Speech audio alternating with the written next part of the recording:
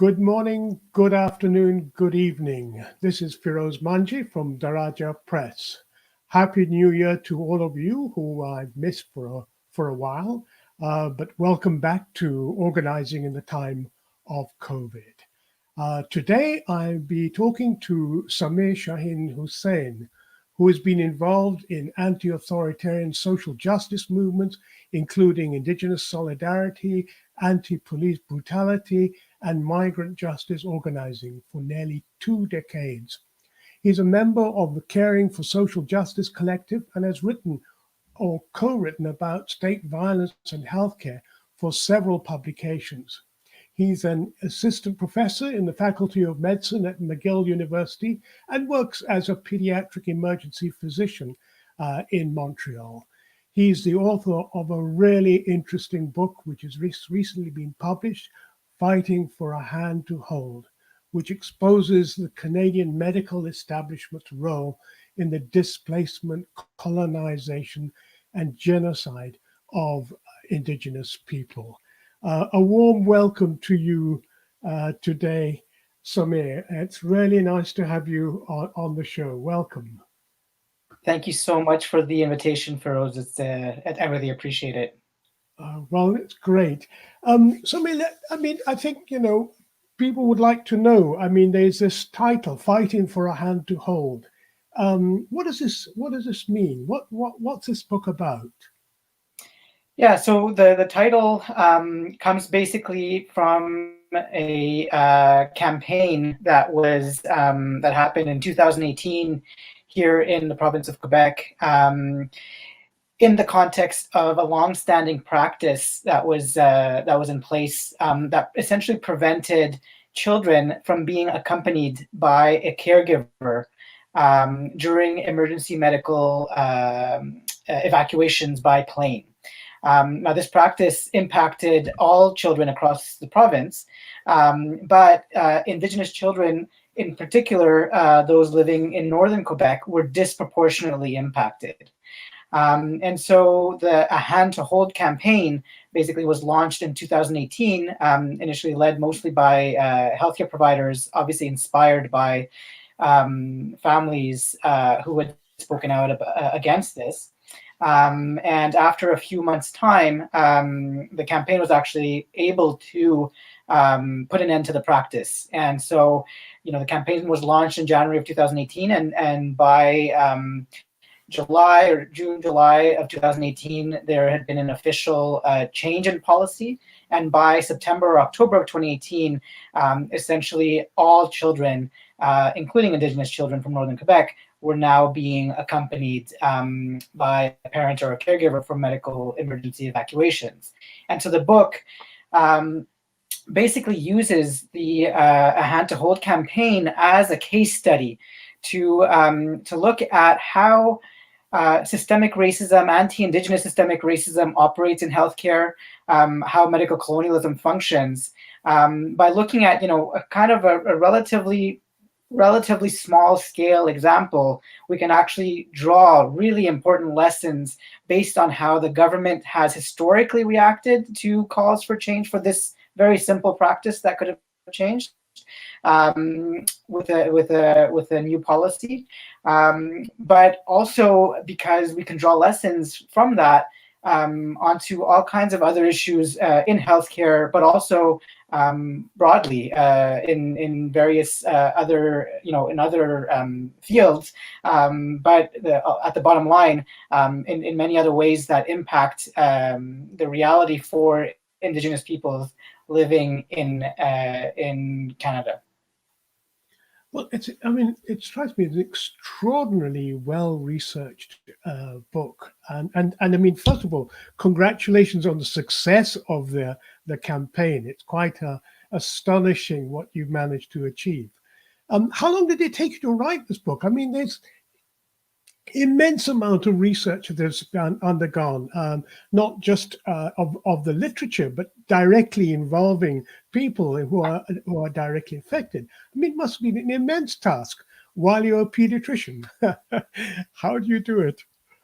Yeah, I think there's in retrospect, I probably wouldn't have done it the exact same way. I basically wrote most of the book in the summer of 2019, so over a span of a few months, actually, which was not very intelligent in retrospect, because it was very exhausting physically, and obviously emotionally and psychologically, because the reality is, initially, to be honest, I thought it was just going to be a relatively simple, case study, kind of an extended essay, essentially, and it was basically written in my head already. But then, as I started to write it, I realized that the aspect focusing on medical colonialism, particularly the historical aspect and how that relates to contemporary reality, what ended up taking a bit longer in terms of being able to do more thorough and comprehensive research. That being said, I also kind of want to make sure it's clear that I ended up writing the book, but it's obviously based on or enabled by the work of many, many, many people, whether as academics and scholars, but also as activists, including, over the years, many people from different Indigenous communities with whom I've been able to develop a relationship. And that significantly influenced not only the vision for the book, but also the content for the book. And it was more a question of kind of putting all those things together. And one of the elements that made things a bit easier also for me was that in 2018, during the campaign, we were asked to testify at the Vienne Commission, which was basically a commission in Quebec, in the province of Quebec, that sought to address issues of access to various public services for Indigenous peoples, because it was clear that Indigenous peoples face race discrimination and racism when accessing various public services. And the Vienne Commission was basically sparked after Indigenous women, in particular in the city or the town of Val d'Or, spoke out about police assault, police violence that they had faced in 2016. And so that's what sparked the Vienne Commission, but the Vienne Commission expanded its scope to not only address the prison and legal systems, but also healthcare, social services, education, among others. And so it was in the healthcare kind of stream that we were asked to testify about the campaign. And a lot of the research, the basic kind of research, I guess, was done back in 2018, and I just built on that more so in the book. Right, but I mean, the title of the book is the title of the campaign, as is the part one, but it's one part of four quite substantial parts in the book, in which you take on more than just this issue of transporting children, and it's an extraordinary analysis of the I can't find another word for it other than criminal complicity of both the state and and sections of the medical profession.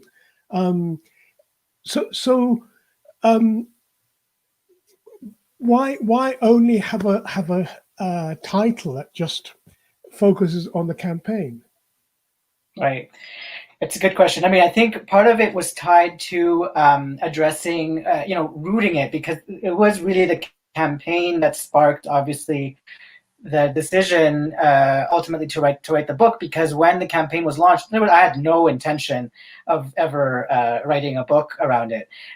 In fact, what influenced me and pushed me the most were probably a few things, but two things come to mind readily.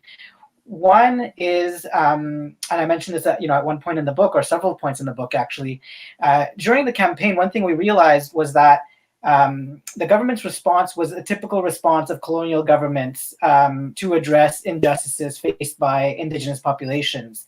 And Mi'kmaq legal scholar Pamela Palmater has kind of termed this as deny, defer, deflect politics, right? So, and that's kind of what they try to do. But one of the things that struck me in terms of this response was the health minister at the time, Gaetan Barrette. He made comments in February during a press scrum, but more importantly in June of 2018, in response to a question that a member of the public asked him, why this practice was ongoing. And his response, he basically said that he could guarantee that in the next 6 months, there would be a family who would be refused from accompanying their child, despite a new policy that was coming up, because of being, drugged or agitated or under the influence. And of course, given that the campaign centered the struggles and the realities of Indigenous communities, particularly from Northern Quebec, his words, signified a lot, because they basically perpetuated racist stereotypes that are constantly levied against Indigenous peoples. In this case, the racist stereotype of the quote-unquote drunken Indian. And so that, to me, those comments made by a health minister, who himself is a physician, was significant. And what happened was that Indigenous communities, leaders, activists, artists, politicians spoke out to basically demand his resignation. And that didn't happen. And that really struck me, particularly given my own involvements over the years in social justice movements, but also in Indigenous solidarity work.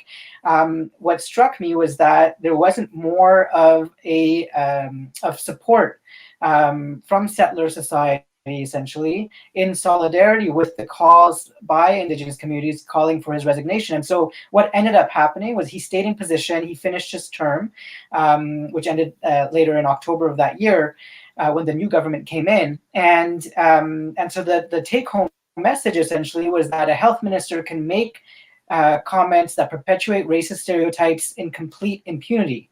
And so that element I thought was really important to address. And when the new government came in, this was the second motivating factor for writing the book. When the second government came in, the leader of the government, François Legault, had, when he was in opposition, basically denied the existence of systemic racism. And the thinking or the hope potentially was that at least when he's going to take power, he would stop pandering to such, to his electoral base, and recognize the grave impacts that systemic racism has in health, among others. But that didn't happen. Even to this day, on January 20th, 2021, he still categorically denies the very existence of systemic racism. And so those two elements, his denial and Barrette's impunity, really are what pushed me ultimately to write the book. And so fighting for a hand to hold, that element, talks about the struggles to confront these issues, and that's where the subtitle, I guess, comes in: confronting medical colonialism against Indigenous children in Canada. And so you're totally right that it's a campaign, and the book talks about much broader issues. But I feel that the reason the book speaks to people is precisely because it uses the campaign to illustrate how pervasive and how pernicious colonialism has been and continues to be to this day. Right. Well, I mean, now that you've mentioned the subtitle, which I think is more a description of the substantive issue of that you address in this book, but it would help to understand what you meant. I think people would like to understand what your perspective are on what medical colonialism is, because it strikes me. I mean, and and I'm not saying that my view is right.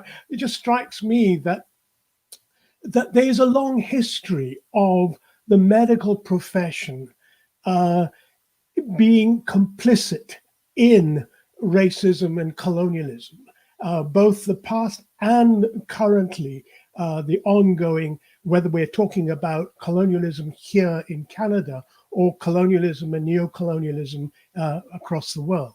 And it's that collusion in a project that that dehumanizes people, that relegates them to the level of less than human or not human at all.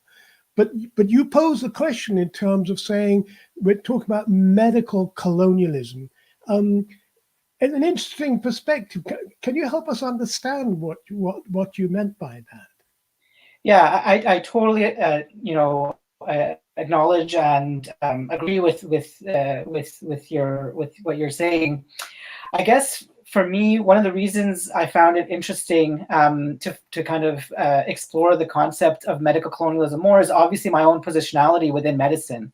And part of that is tied to this, this folklore, essentially, that either medicine is neutral or that medicine is inherently benevolent. And, although the book is intended for everyone, there is obviously a part of me, because of all the violence, the medical violence I have seen during my training and since I've become a staff, there was a part of me that wants to speak directly to people in the medical establishment.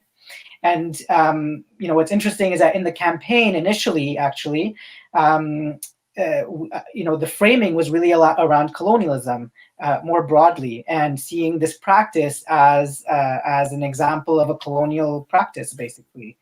But what's actually also interesting is that there was actually an opinion piece I'd written in The Guardian in 2018, May of 2018, and it's the editors who actually used the title of medical colonialism there.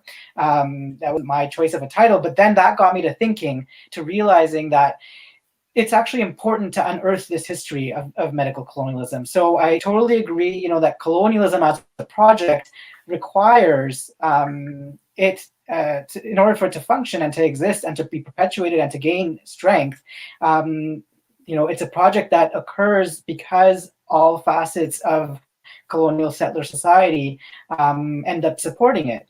But I do think that looking at medical colonialism is useful for many reasons, precisely because, like I said, I want to counter the narrative around the benevolence of medicine. And so for the book, it's not a concept obviously that I created. It's just something that people have used for years. But for the book, I refer to medical colonialism as a culture or ideology that's rooted in systemic anti-Indigenous racism that uses medical practices and policies to establish, maintain, and or advance a genocidal colonial project. And those words are obviously very intentionally chosen.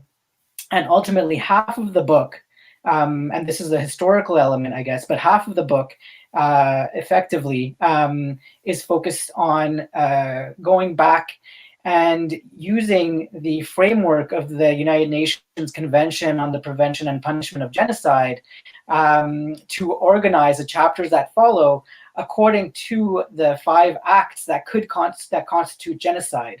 But all of the examples I use are examples where the medical establishment is not only complicit, and that's one thing I wanted to challenge, is there's this thinking that doctors and nurses and other healthcare providers have simply been complicit in the colonial project. When in fact, when we look at history, we realize that it's not a matter of complicity, it's a matter of active, of an active role that the medical establishment and prominent physicians, researchers, scientists have played in that project. And one of the things that I try to do with the book is also to highlight some of those individuals, and many of these individuals are canonized in our current in our current world. There's hospitals that are named after some of these people. There are libraries named after them. There are streets named after them. People have statues erected in their honor. But these are the architects of medical colonialism that caused inordinate amounts of suffering and misery for Indigenous children, but also Indigenous communities more broadly. Yeah, that's helpful explanation. But I mean, racism is an expression of power. Without power, racism is meaningless.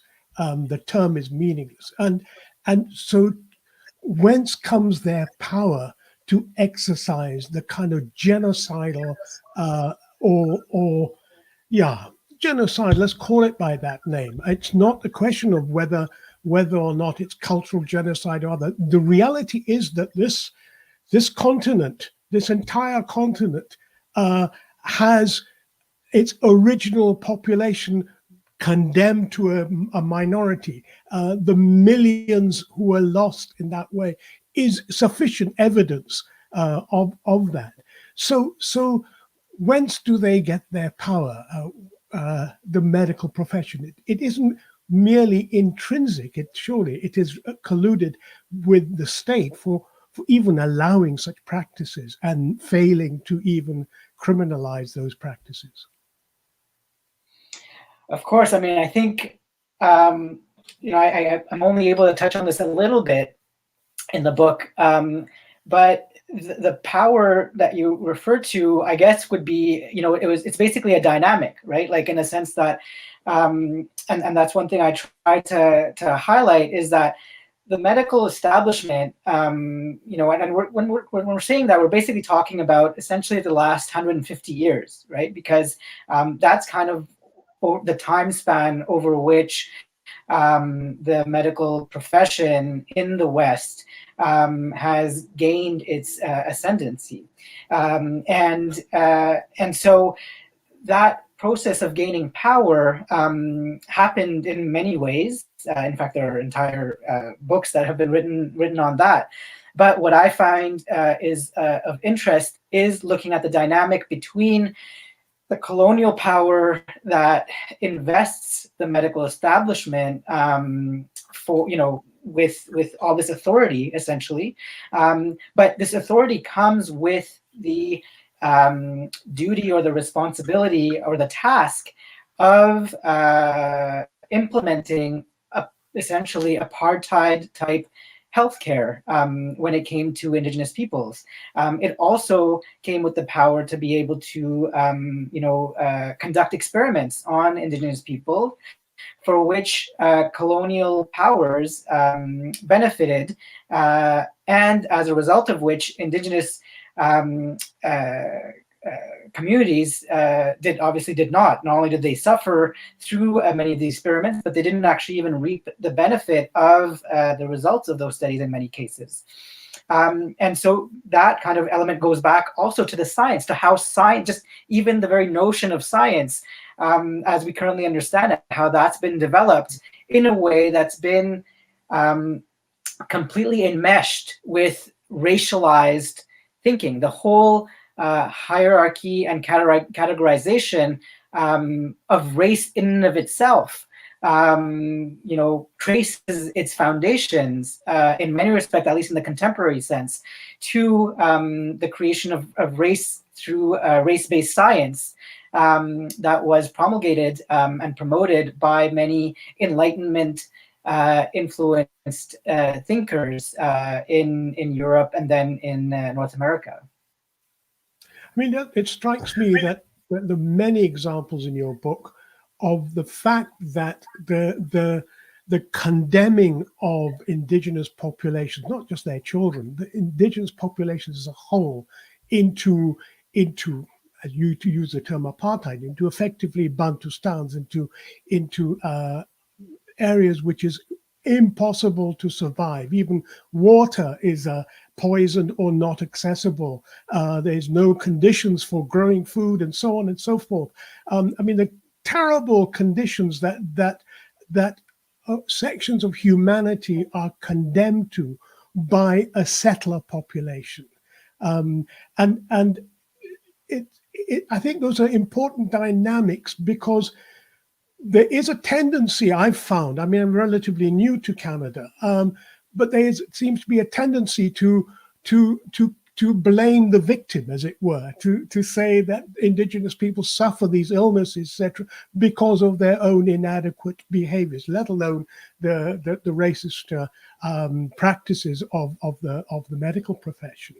Tell us more about how those social conditions affect the likelihood of surviving beyond a particular age.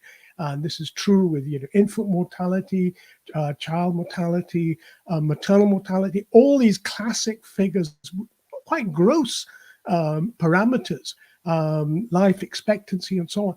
But they all manifest the same issue. So what is creating those conditions? Yeah, that's an excellent question and a tough one to answer sometimes within an easy soundbite, but I'm going to try. So I guess I would kind of think of it as a kind of a two-pronged response. The first element, I guess, would be talking about the social determinants of health, I guess, because that's basically kind of what you're alluding to, and I address this in the book. So the social determinants of health, are essentially the conditions that shape our lives, and the social determinants of health are a field that has gained more traction in the last few decades in healthcare, because people have now clearly recognized what communities have been saying for decades prior, but essentially the conditions that we are born into has a significant impact on our health and well-being. So, if you're born into, as a child, if you're born into a neighborhood where, we're going to the park is not even possible, where being able to go to a school, where you can get a good education is not possible, where your family is not able to put food on the table, where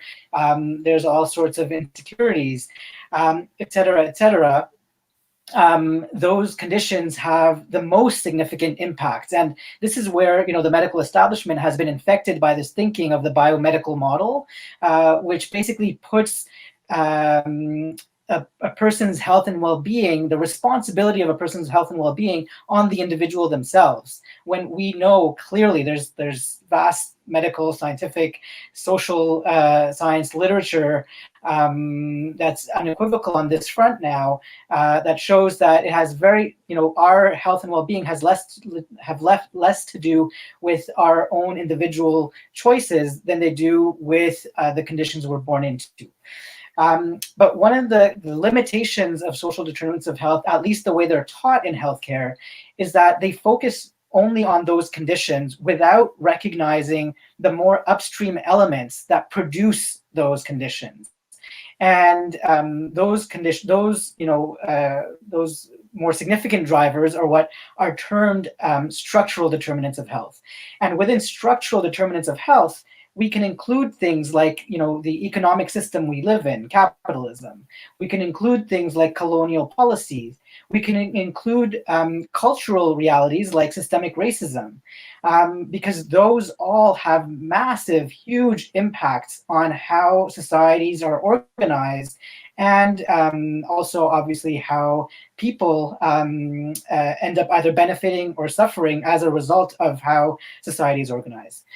So that's all, kind of the context. And when it comes to Indigenous communities, and and specifically with Indigenous children as well, compared to non-Indigenous kids, or kids of settler families, essentially, Indigenous children are more likely to have different kinds of respiratory illnesses. They're more likely to be injured. They're at higher risk of committing suicide. They're at higher risk of premature death. They're at higher risk of infant mortality.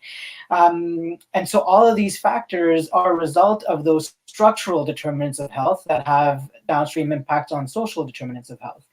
So that's kind of the broader, the first prong, I guess, of the way I would respond to your question. But the second prong, and this ties into the book, is what was really interesting to me, about the non-accompaniment practice or the non-accompaniment rule, is, as I mentioned, it impacted all children across Quebec, but Indigenous children were disproportionately impacted.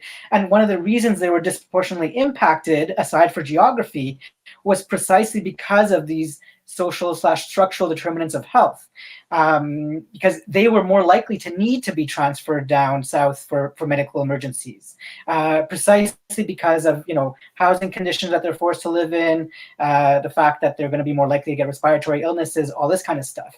So that's one of the reasons why they're disproportionately impacted. But the other element that I found as I was, putting things together, because these are things where I already knew these realities, but it was putting these things together that made it really interesting and more powerful, which is that, when we talk about the EU, which is the Cree community in around James Bay in northern Quebec, and the Inuit in Nunavik in northern Quebec, in the 1970s, the provincial government, the Quebec government, basically unilaterally decided that they were going to dam a bunch of the rivers to inaugurate what was called like the project of the century, essentially to inaugurate this hydroelectric dam project that eventually gave way to what is now known as Hydro-Québec. That's a nationalized utility.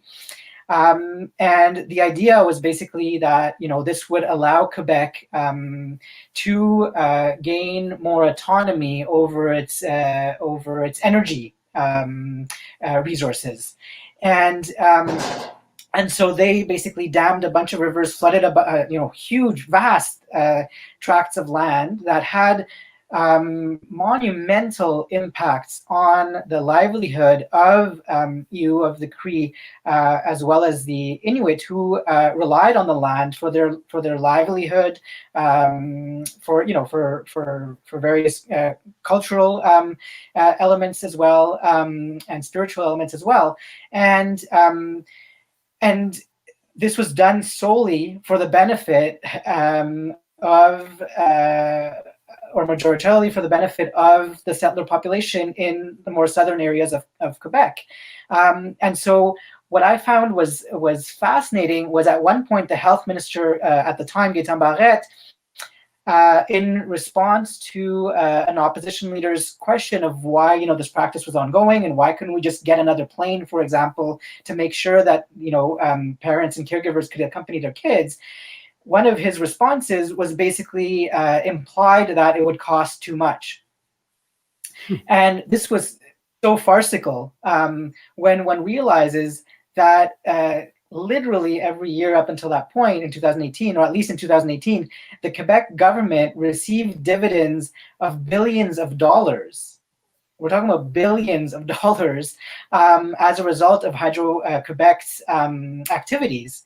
And yet, they scoffed at the idea, which in the end didn't even end up being necessary, but scoffed at the idea of paying maybe $15 to $20 million for a plane that would benefit, not only Indigenous children, but actually children across the province.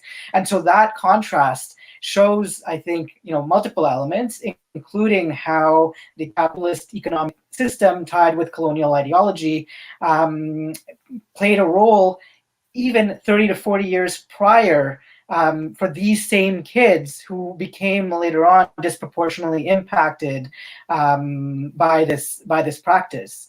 And so I think that's one of those kind of telling examples that was facilitated by using this as a case study, because that should hopefully, for readers who will be looking through the book, will drive home the point of how these policies and practices, colonial practices and colonial policies, have ramifications that go way beyond the immediate impacts that we anticipate oftentimes. I mean, one of the things that, right the way through the book is incredibly deeply researched description of the scale of inequalities that represents not just Canada, but the Americas. I mean,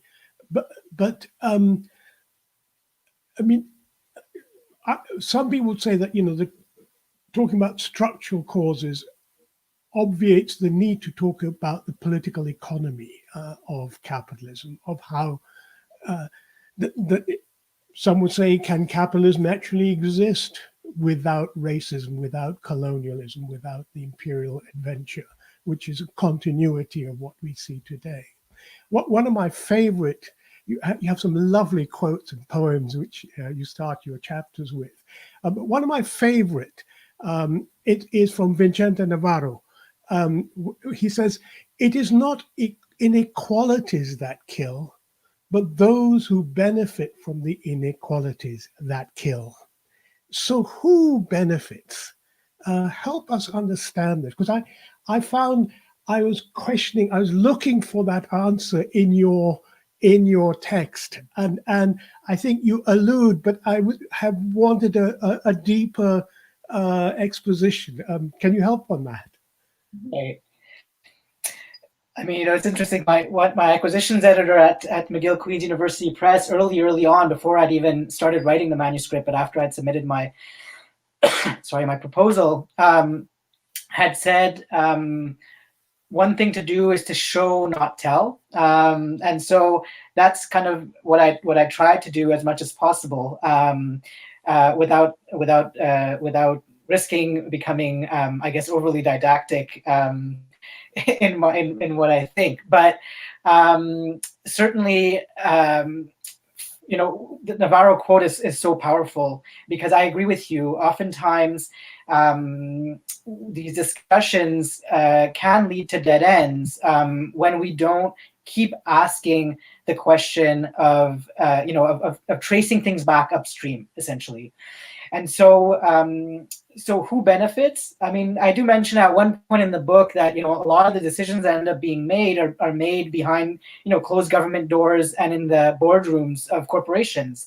And ultimately, I feel like that's kind of, those are the people who are making decisions, and those are the people at the top, the people with the most power, are the ones who stand to benefit.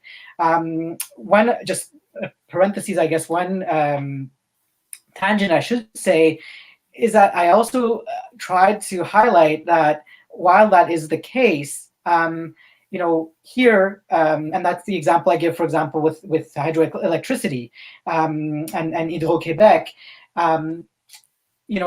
settlers here benefit on a day-to-day basis, just from the fact that the land that we are on, and the exploitation of all kinds of resources that we end up benefiting from, many of which the byproducts or the waste of a lot of these resources end up actually being forming perimeters around many Indigenous communities, or are dumped in Indigenous communities themselves. And that's something really important, I think, that we need to remember, which is that we benefit, and our waste is literally thrown back into Indigenous communities here in Canada. So I guess in terms of so we benefit, but obviously the people who stand to benefit the most are the ones, like I was mentioning earlier, who have the most power. And I feel like I don't want to digress from this discussion too much, but I think that the pandemic has shown that very, very clearly, right? That there have been billionaires who have just accentuated and exacerbated their wealth. And essentially a capitalist economy functions and can only function based on the premise of disparities that exist. Without those disparities, there would not be, people who would be forced to work for, petty wages in many situations, what we would still consider slave labor across the world. That dynamic, that relationship, is a core of a capitalist economy. And from that, you're right. I think all kinds of other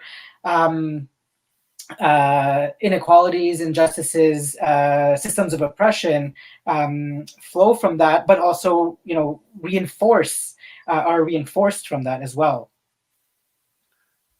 So why is it that the scale of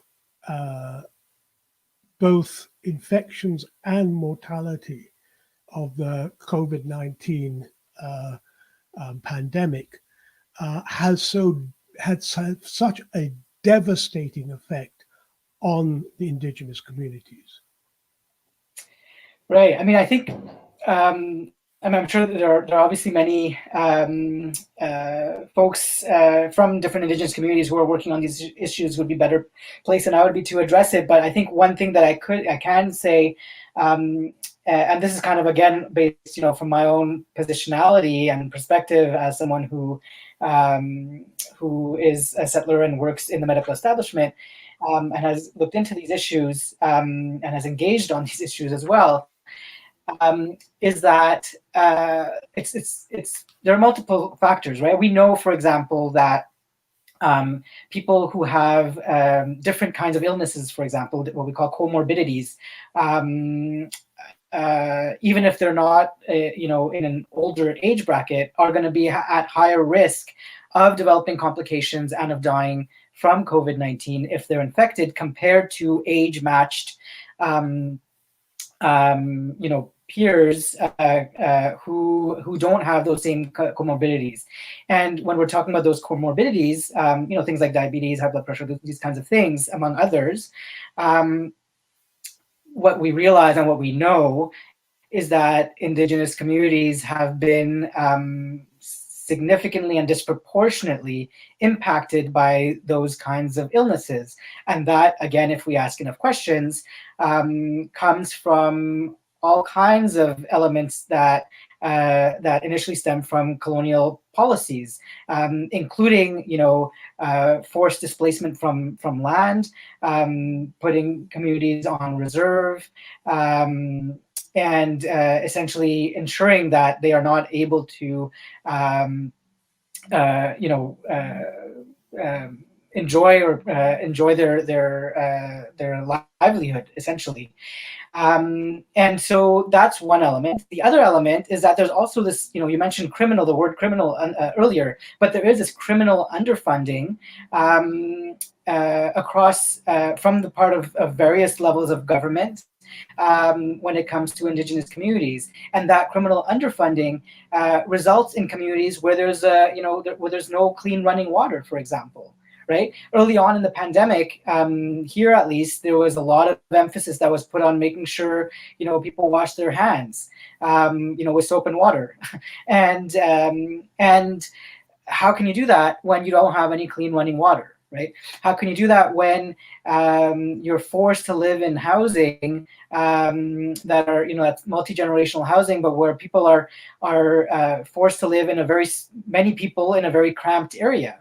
And so when we're talking about containment of the virus, that's very hard to do in the current conditions that many indigenous peoples are forced to live in. That being said, I would like to,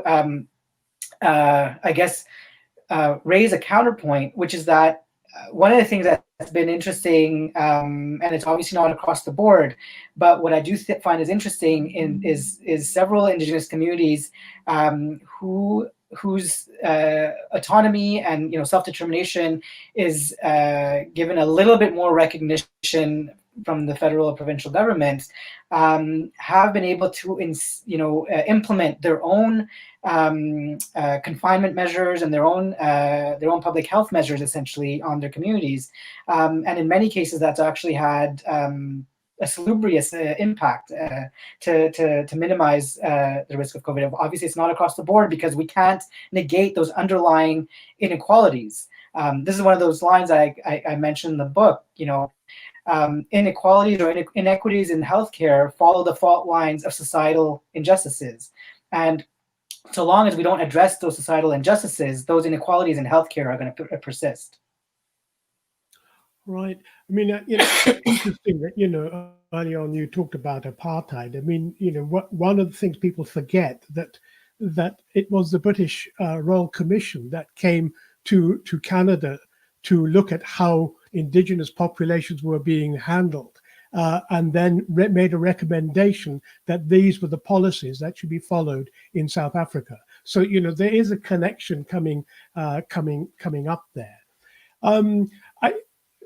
There are many aspects I would love to talk to you about, but what I find impressive, what I was really thought was great, was that you begin with the organizing of a campaign and what it involved and the complexities of that, and then you cover the terrain in terms of the conditions of Indigenous people, the genocidal situation that is faced there, and then you come to the end and you talk about decolonizing healthcare, decolonizing. And what I wanted you to help us understand is,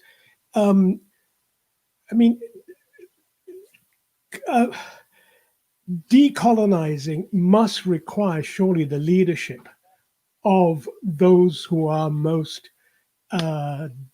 affected, les damnés de la terre, and to use Fanon's words. So give us an idea of the kind of organizing that's going on, because humans never just take this lying down. It may take them time or whatever, but certainly in the time that I've been in Canada, I've been immensely impressed by the changes that have occurred as a result of the organizing of Indigenous people. Can you say more about that? Yeah, that's an excellent question. I mean, I think one thing I'm going to have to think about how I'm going to answer this, because there's a few points that I'd like to address. When it comes to the campaign, I think one thing I wanted to say, and you were providing me an opportunity to say this, is that we got a fair amount of constructive, favorable feedback from people who said that the campaign was successful and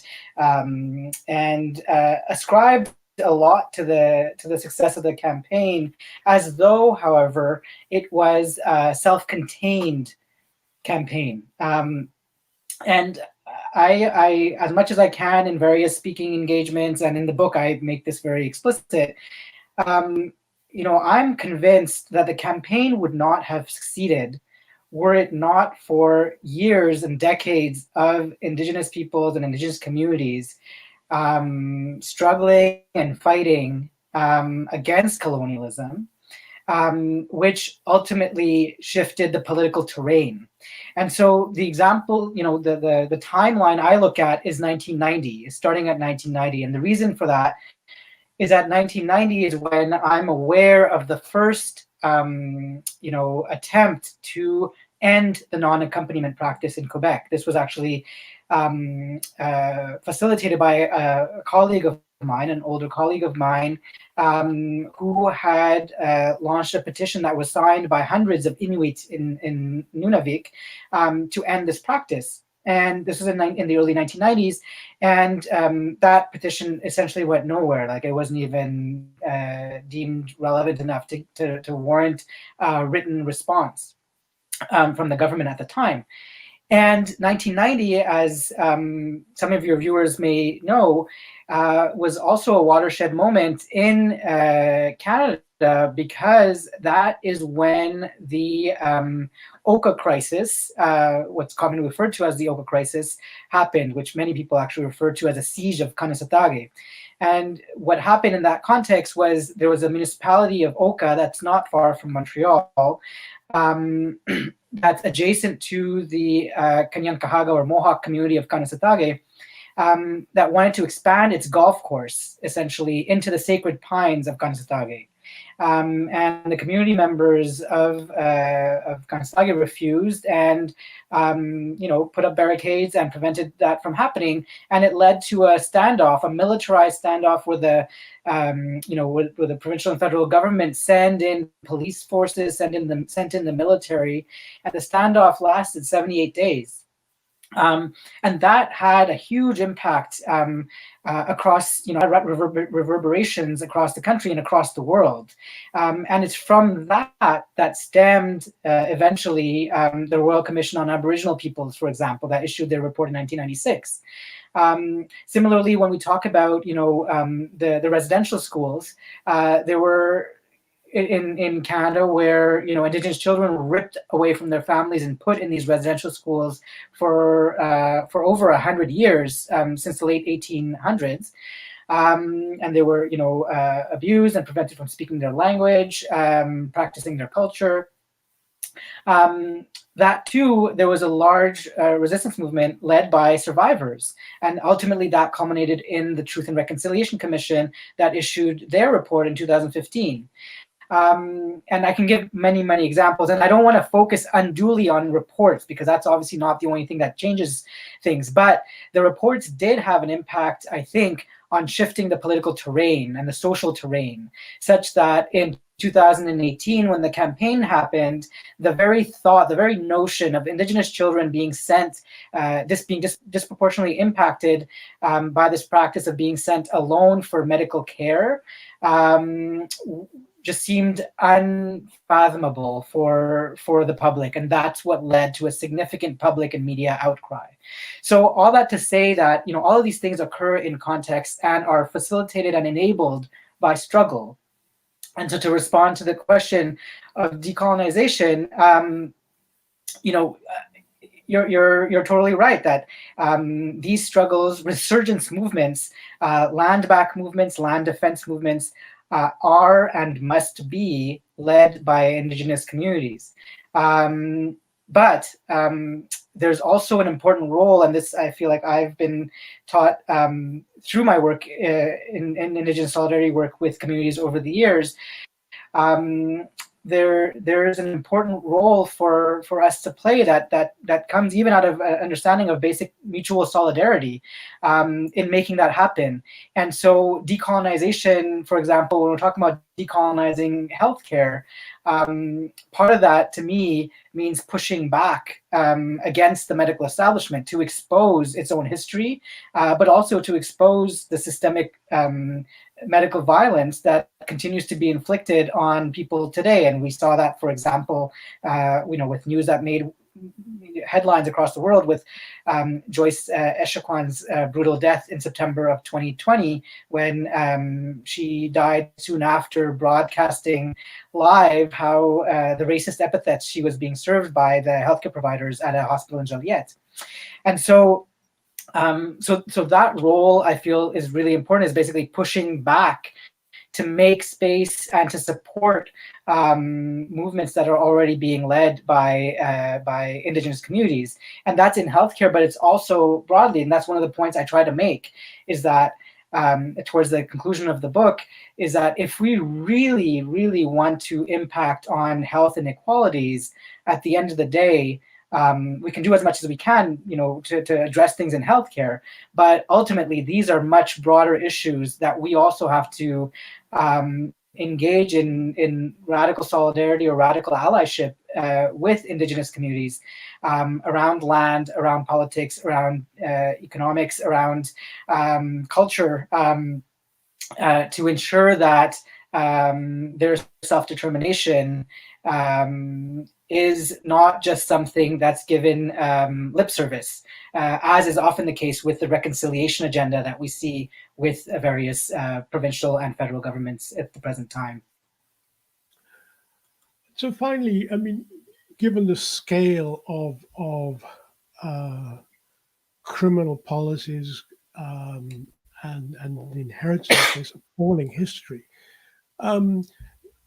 inevitably challenging the racism of the profession, its collusion, and so on, is necessary, but it's part of that oppositional game. And the question I want to pose to you is, well, give us some idea of the kind of propositional work that's going on. That is to say, it's not enough to protest at the current world, but how do we create the conditions for a new world? What does that look like? Yeah. I mean, I think part of it is kind of, we while walking we ask questions kind of thing, right? I think part of it is that it's these world that we have to create as we go, because we certainly can't have all the answers. But I think there are two elements, that I can think of that may address that. One is when we're talking specifically about healthcare, for example. So there is this pushback, there is this importance of making sure that we put an end to systemic racism and all this stuff. But at the end of the day, it's still going to be a Western or allopathic medical model, right? With all its flaws, at least in the foreseeable future, unless we are able to really, radically transform how knowledge is acquired and implemented.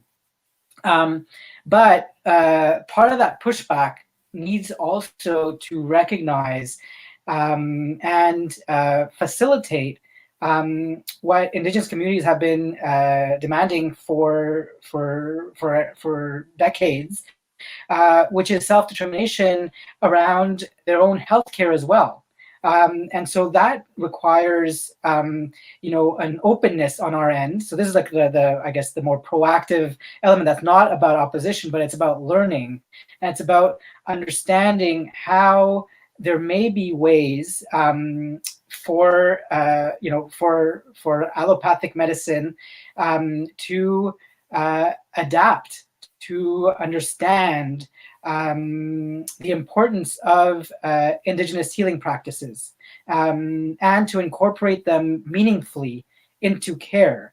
One example, just to give a quick example, but it's a heart-wrenching example, is the case of Michaela Salt, who was a girl, an Indigenous girl, who was diagnosed with, I believe she was an Anishinaabe, who was diagnosed with leukemia several years ago. And she went through a first round of chemotherapy, but then after that, she just couldn't deal with it anymore.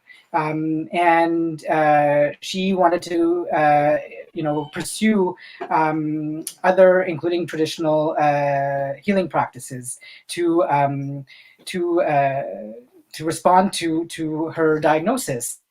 But her medical team was not supportive of this, and they basically got youth protection involved, and it became a huge legal battle, and it was horrendous. And I've learned a lot actually from a friend who herself is Kanyankahaga from the community of Tainanega, Theohari Brandt, who's talked about this, who's really looked into this.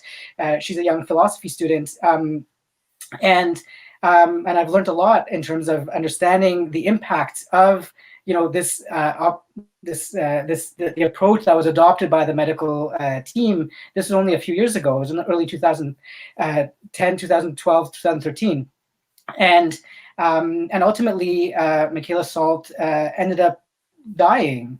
Whether that would have happened or not had she pursued allopathic medicine, we don't really know. But what we do know is that if there had been a more trusting relationship that would have been created, perhaps there could have been a way to incorporate, what she wanted to do, and that did not happen. So that's kind of in terms of healthcare.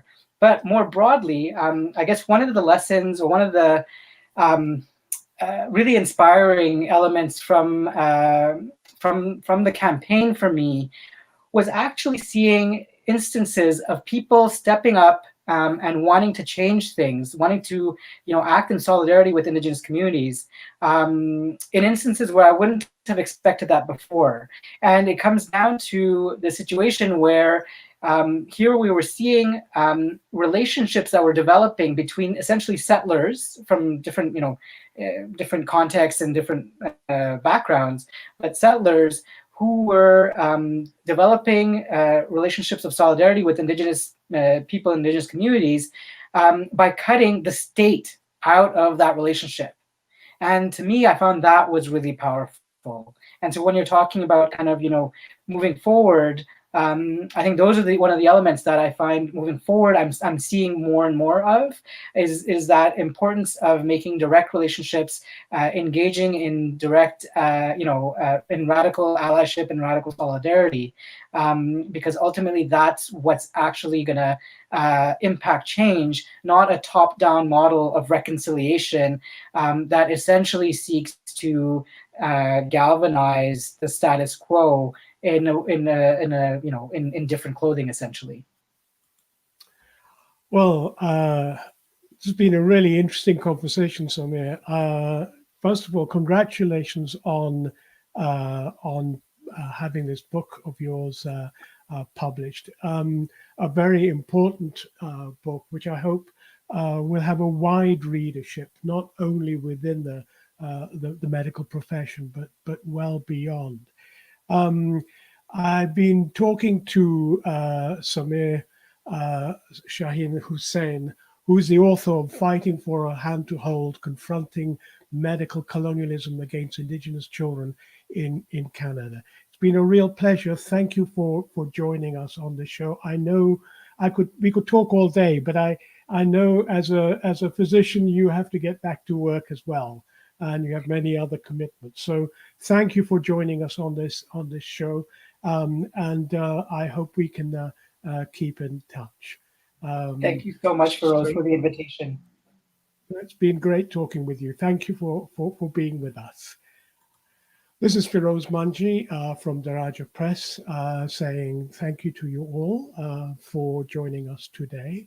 That was talking to Samir Shaheen-Hussain. And next week, I hope to be talking with Rob Wallace, who I interviewed before, really about trying to understand the political context which favors the generation of successful variants, successful mutations of the COVID-19 virus. So please do join us there. We'll post adverts on Facebook and elsewhere. And thank you for joining us today. This is Feroz Manji signing off for today.